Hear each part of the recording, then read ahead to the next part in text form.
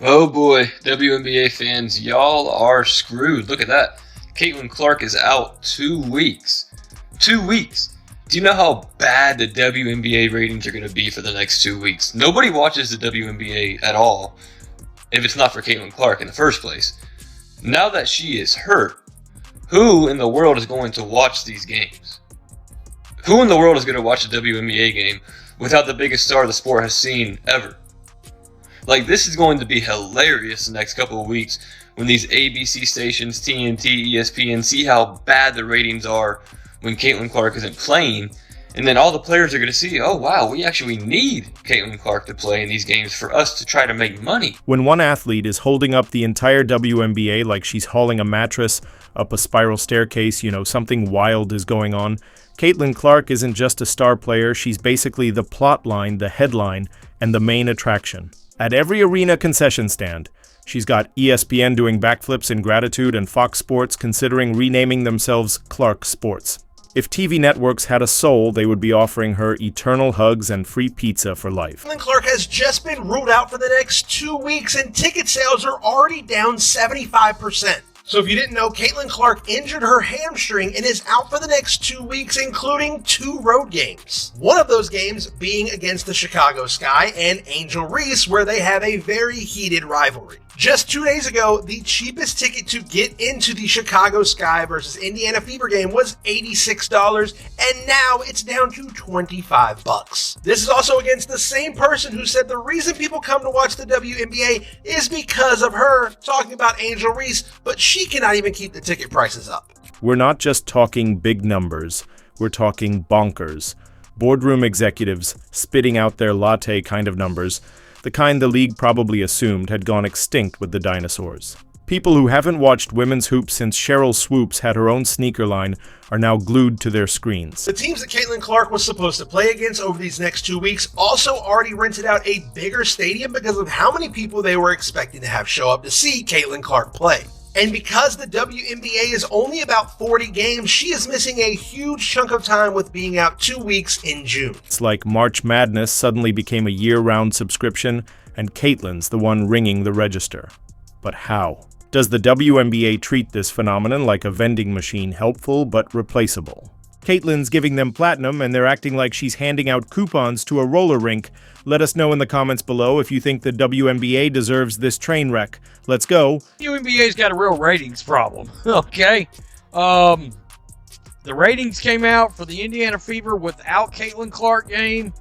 I saw some people actually trying to spin this as a positive, and I was like, they're like 235,000 viewers. Seriously, the welcome mat for Clark looked more like a yoga mat someone found at a thrift store. Instead of charter flights, she got sardine seating. Instead of spotlight treatment, she got the kind of schedule that would make a coal miner ask for hazard pay.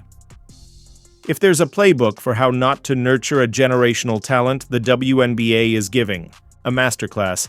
Meanwhile, Clark's out here playing MVP-level ball while enduring jealous side-eyes and shoulder shoves from players who think defense means WWE-style body slams. Honestly, if Caitlin Clark is the league's meal ticket, they're treating her like expired leftovers.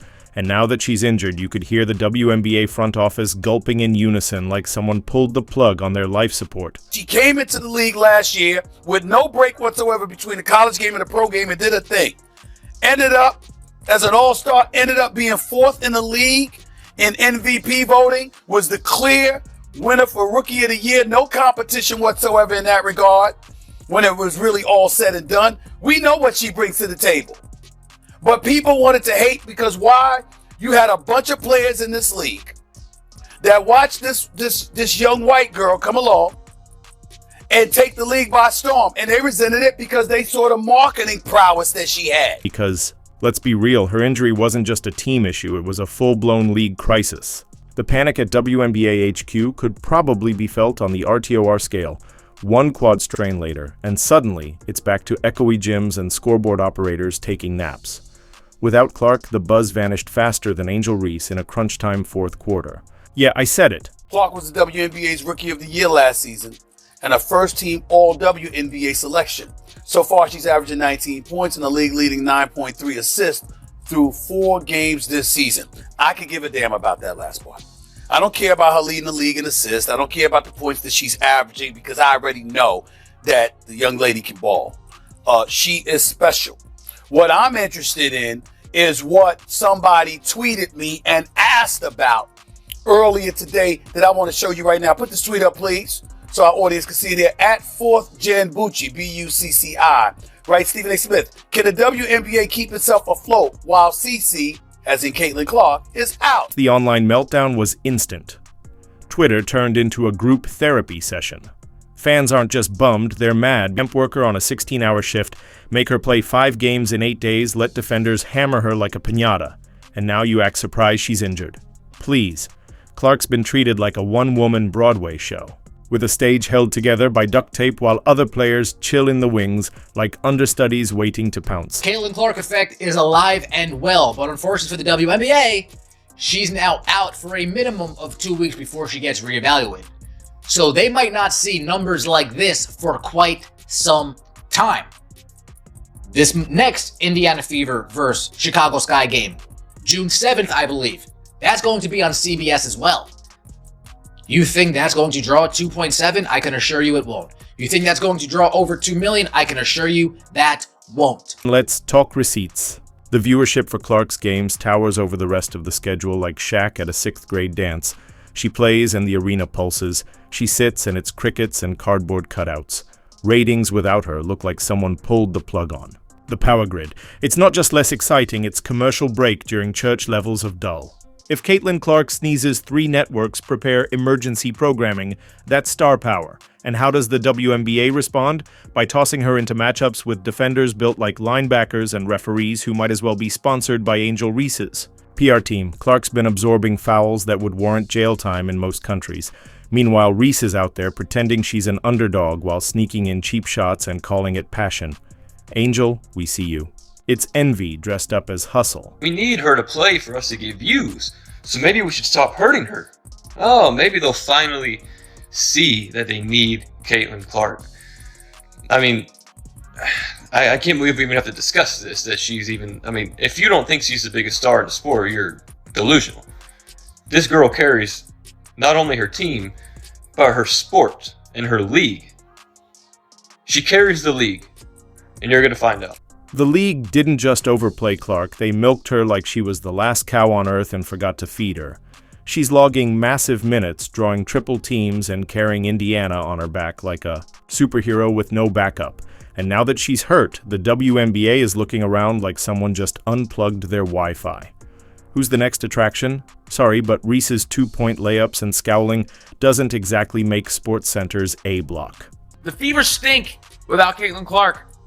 It is rough. It has been a rough stretch. I thought that Indiana would split the 4 games that she was out if she was going to be out 4 games. I guess that's still on the table. Let me be clear about this. If Caitlin Clark were not in the WNBA, we would not be talking about the WNBA. She is the only ticket draw in the WNBA. A large percentage of all tickets sold in the WNBA are so people can watch Caitlin Clark play basketball. No one cares about Angel Reese. She'd be drawing flies if she were playing not against Caitlin Clark on the court right now. Angel Reese has basically become the Bill Laimbeer to Caitlin Clark's Larry Bird, essentially. That is where we now are. WNBA, they're having troubles with tickets now because I think Caitlin Clark is out for what?